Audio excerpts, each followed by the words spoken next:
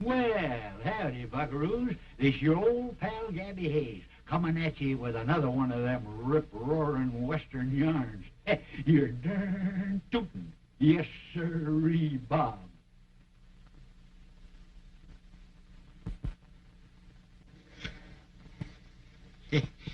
Boy, oh boy, did I have a good breakfast, huh?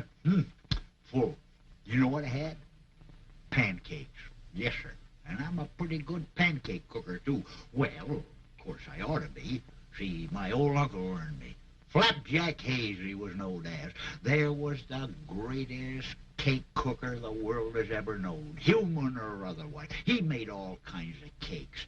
You know, he made angel cakes, upside-down cakes, inside-out fish cakes. Yeah, he made dog biscuits. Oh, he could cook any kind of cake.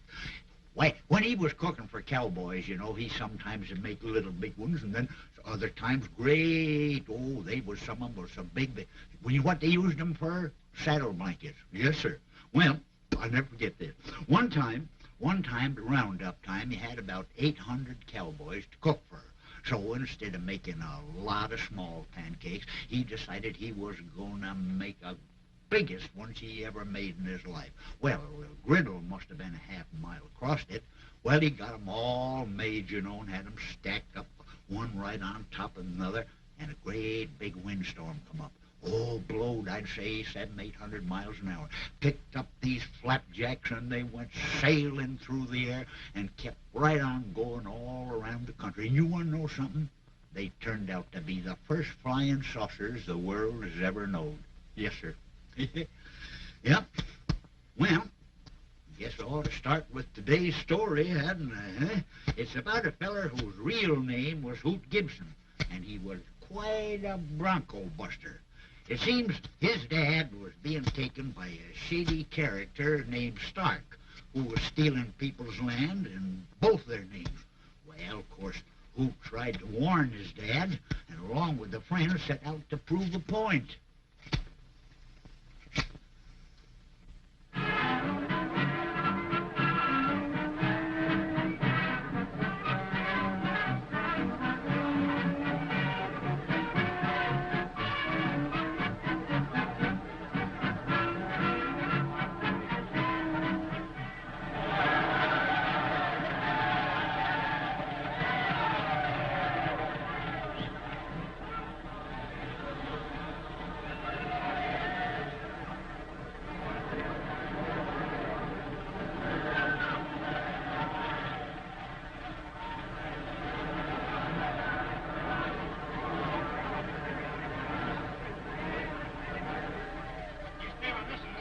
Seconds, you have to get the capital prize. Yes, and if you stay on wood more than 2 seconds, you'll get capital money. That's all? Don't think they worry.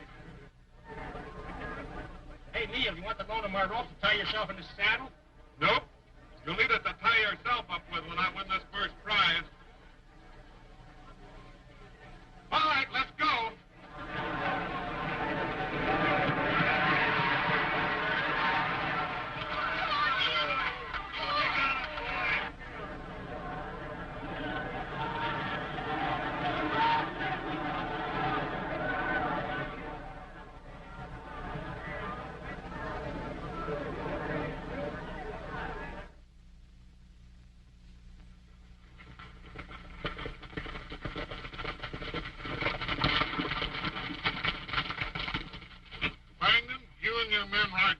And see if any of the wiremen are around.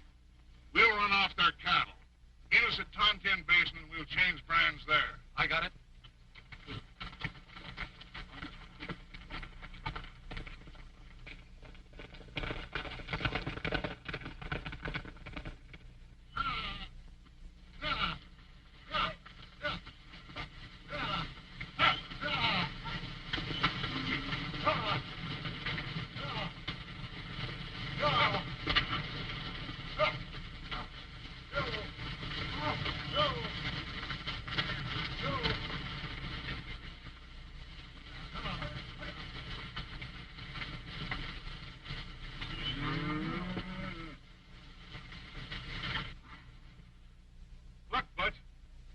the boys go over that north slope and see if you can locate those stairs. Okay, I'm on my way. What'd you say that last count was, George? I'd say there's around 700 head missing.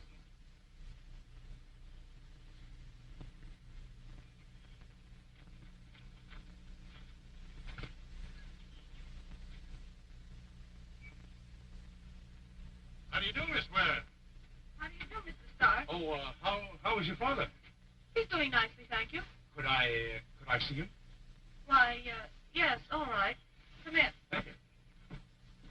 Dad, Mr. Stark is here. Swear tells me you're getting along nicely. That's right. It's an awful nuisance, but... I heard about it. Or through you, was it? No. The horse went loco and jammed me into a wall. Oh, I see. I picked a bad time for it, too. Keeps a man away from his business, such as locating stolen stock. Did you lose some, too? Yeah. That's one of the things I came over to see you about. It'd be funny if ours were mixed up, wouldn't it? What do you mean? Well, if someone ran off our stock and rebranded it, it'd be kind of hard to prove. Well, whoever did it'll never get away with it with me. Nor me. Where are my cattle, Stark? You wouldn't suggest that I know something about that stolen stock now, would you, Ware? No. Oh, no. No more than you did about my note at the bank when you arranged with them not to renew it. You're a friend, Stark. You and Gibson just sit up nights trying to figure out how you can help me lose everything I've got. I've made you an offer for this place and you've refused. I still want it, and I'm offering again. I've got just one good leg, Stark, and I don't want to break that. So get out. You're a fool, Ware. You're a crook, Stark. You're through out here. Good day, Stark. Any orders, sir? Stark, this is Mr. Raleigh, my foreman. Hi. How do you do? Mr. Raleigh will show you the way out, Stark. Good day, Ware.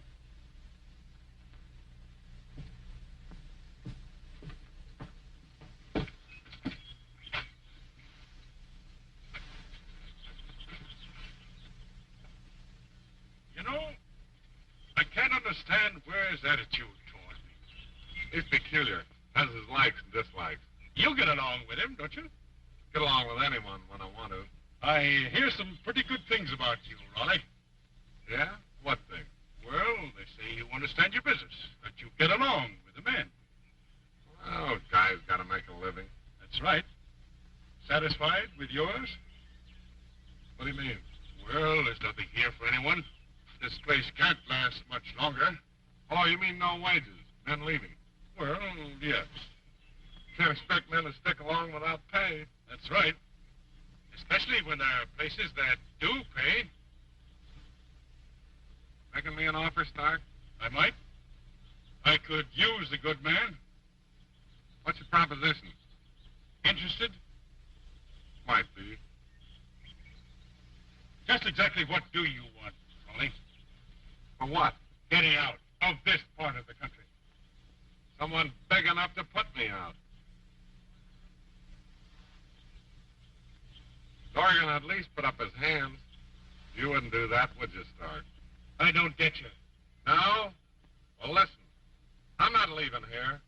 I'm not leaving this part of the country. But when I find those cattle, you'll be leaving. And it won't be on a horse. I get you now.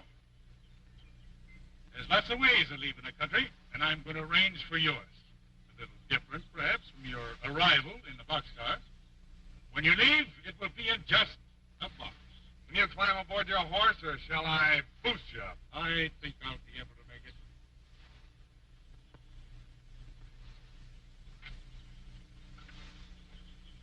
Another time, another place. Any time, any place. Get going.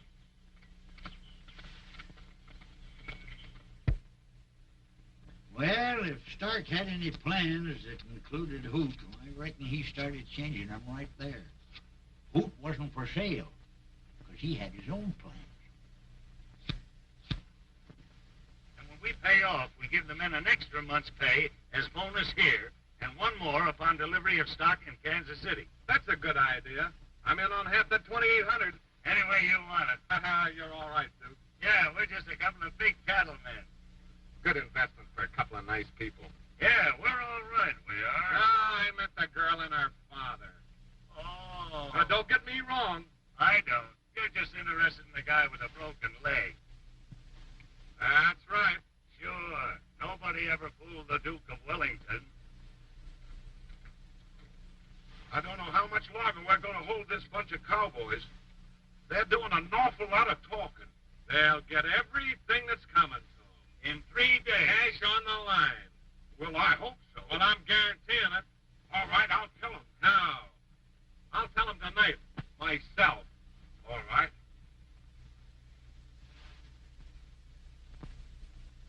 You think so, eh? Sure. They'll never start the cattle out. That bunch of cowhands want their money. Yeah, well, they're going to get it. It's on the way. Whose money? The guy that you call the Duke of Wellington. How do you know? Oh, I have my way of finding out things. That money's going to be in the bank in Willard the first thing in the morning. That gives me an idea. How good is it? Depends on how far you go. The limit. And we're set. The Duke. Say, just who was that Duke of Wellington? That's the bird that licked Napoleon. Uh-huh. Well, this is the time he loses. Where's Mr. Kennel? The Duke? Yeah. Went into Willard early this morning. Alone? Oh, Butch went with him. How'd they go? The Ford said they're going to the bank. What time did they leave? About 5. Willard's a good 45 miles from there, isn't it? Better than that. Thanks.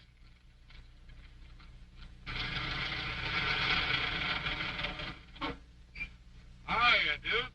What's the idea of the escort? Oh, thought you might meet up with some naughty men. Step on it, Butch. Wait a minute. Where are we going? Sit down. We don't want any trouble out of you.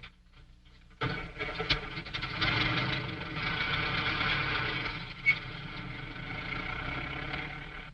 say you left there about 6 hours ago? Thanks.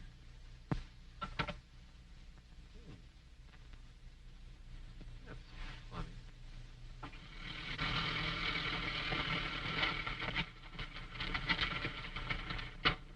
Come on, all out. Say, what's this all about? You'll find out in a minute. Come on.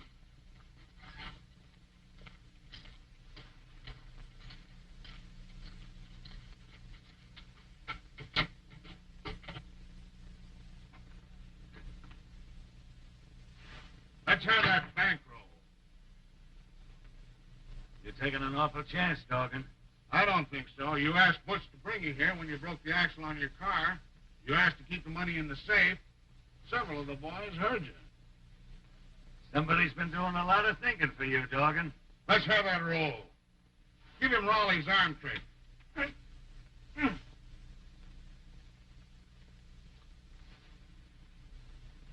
Want a receipt? Big sheep, man.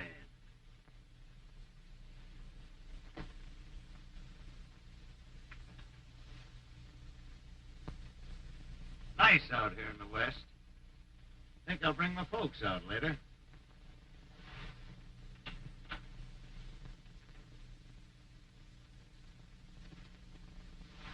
You understand, don't you? You begged Butch to keep the money overnight for you.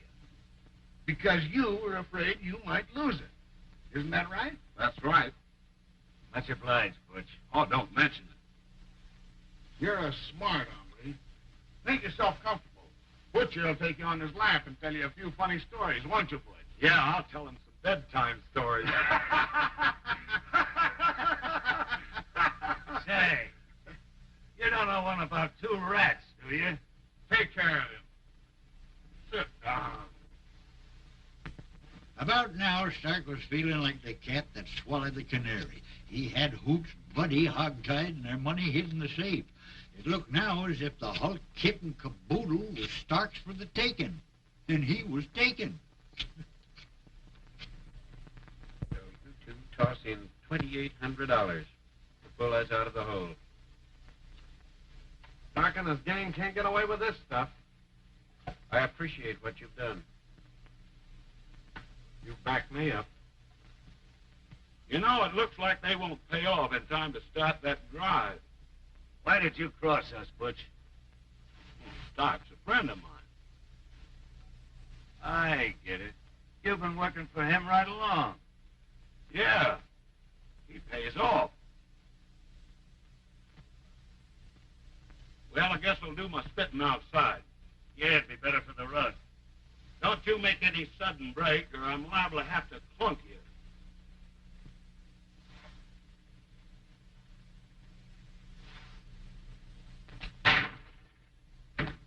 I'm George Wright, Stark's bookkeeper. Yeah? I got no love for him, and I won't stand for this. What do you do with the money? Duggan, put it in the safe. That's great. What can we do? You sit tight. I'll get that money the first minute I can and get word to your ranch. If you do, I'll never forget you for it. Neither will Stark or Dorgan, and I'll get a lot of satisfaction out of that.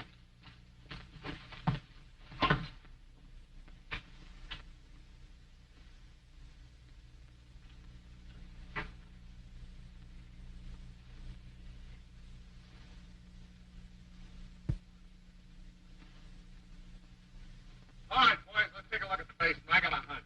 Where are you going? Canteen. Good idea. I'll go along. You stay here. Get word to me if they locate Bert.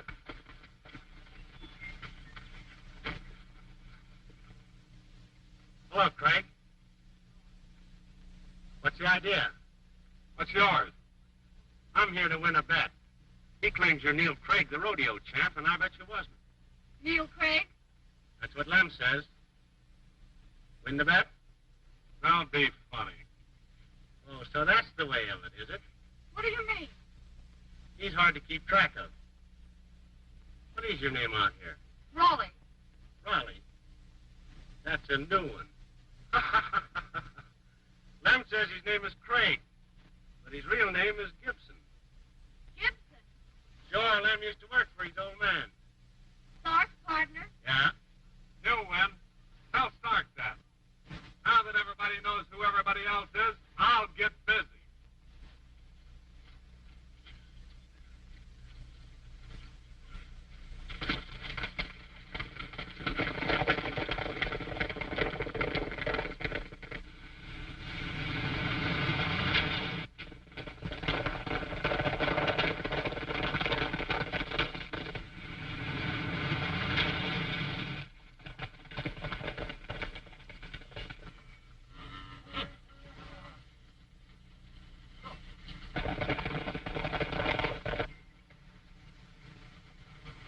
Well, there they are.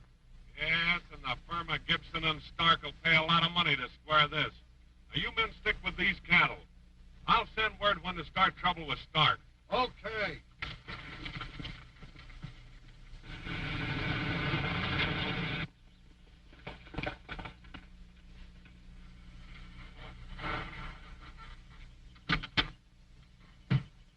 Where?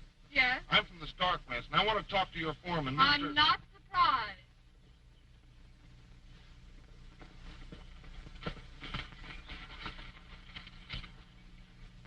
This man is from your Stark ranch. I'm George Wright, Stark's bookkeeper. Yeah? He and Dorgan are holding Mr. Kendall. Well, why are you here? Because I have no use for them. They held Kendall up to stop your payroll, and here it is. Here, pay the men off. Give them a bonus now. Tell them they'll get another on delivery of that stock in Kansas City. You're great on giving orders. You'll be all right when you learn to obey them. Now, that stock's in Tontine Basin. Send word over to the men right away to start driving them in. And what do you do? I'm going over and pay Mr. Stark a little visit. Drop over, and maybe you'll find out which place I'm working for.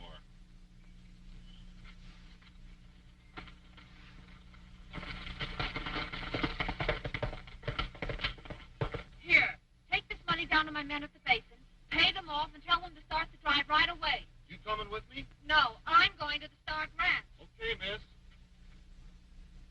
All right, Butch. Outside, keep your eye open. Okay. I suppose you know that I am Stark.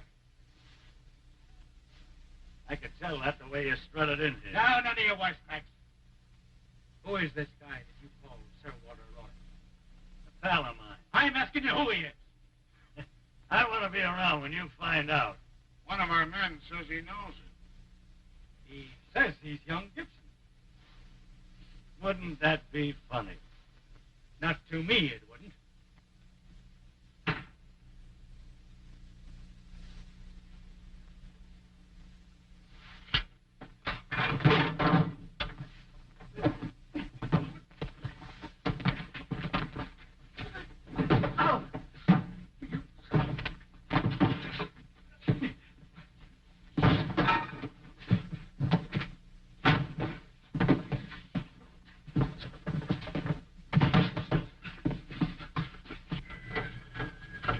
Come on, dear, let's hurry.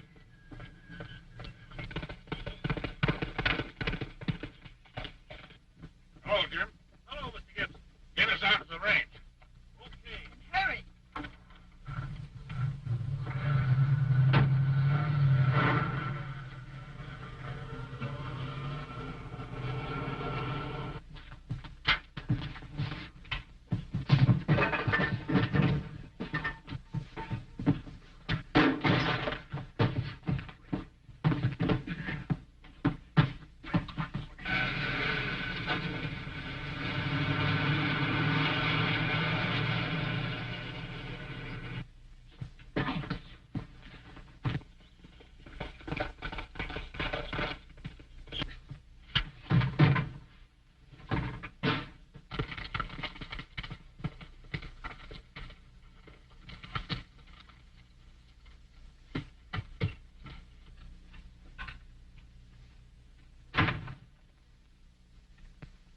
Where's Bert?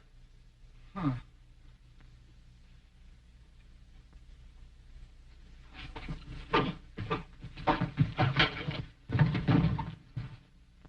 Hey, Bert! Doc, where's Bert? You'll never see him.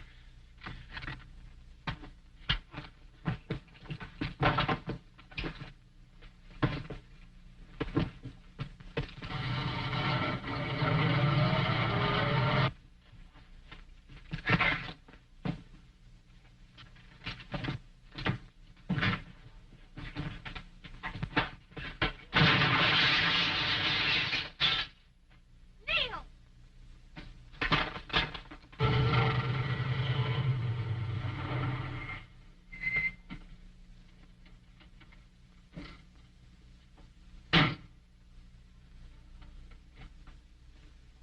Why, Neil, what are you doing here? Hello, Sid. Well, what did you win this time? A chance to tell you what a nice, clean fighter I think your partner Stark is. Where is he? Lying on the floor, taking the count.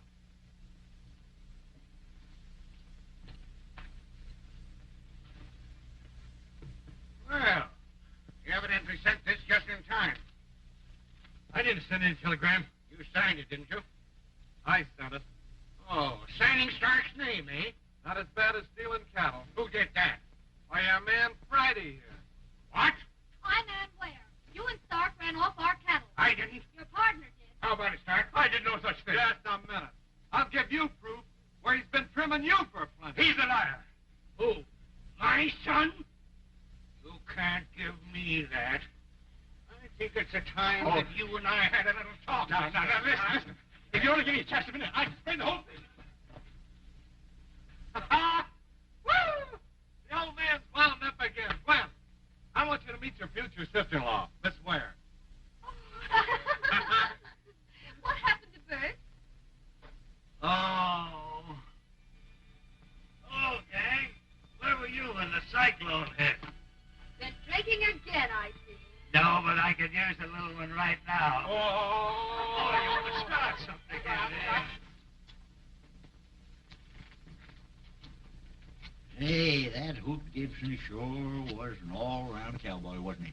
He could use lasso, too. You know, he kind of reminded me of an old uncle of mine. Lasso Hayes, he was known as. Now, there was a lasso man. Why, he used a rope about 7 miles long. Yeah. Was nothing for him, you know, to rope a hummingbird flying through the air 2 miles away. Never even ruffle its feathers. Oh, he was slick with a rope. Well, one time he was being chased by a bunch of outlaws, and he was keeping ahead of them about a quarter of a mile, but they was gaining steady. Things looked bad for him. And he seen a log cabin ahead of it, and the smoke was coming out of the chimney of that log cabin, and as he went by, he just roped that chimney, drug it along behind him, and that's the last them outlaws ever seen of him. Because, you see, that chimney turned out to be the first smoke screen the world has ever known. Strange things, huh? Well, I reckon that's just about all for today, buckaroos. Well, I'll be back next week with another rip-roaring Western yarn. You're darn tootin'. Yes, sirree, Bob.